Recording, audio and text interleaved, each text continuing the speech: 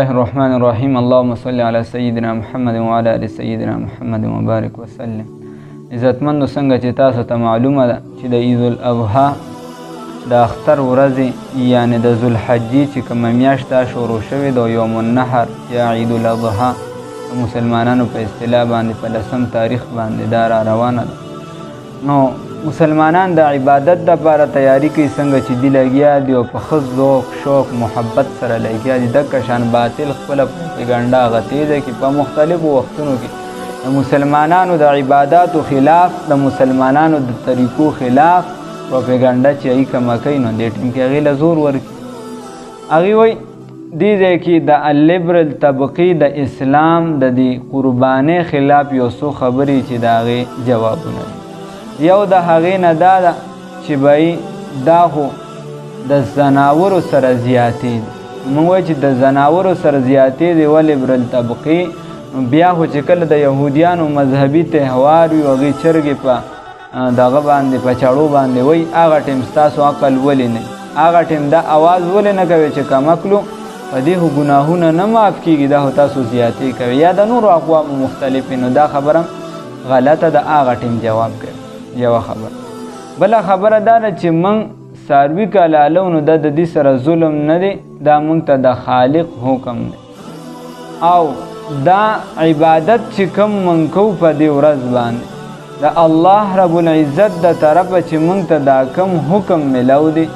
الله وایي فصل لربک وانحر. الله وایي لالو که چې الله وایي که بس کیسه ختم.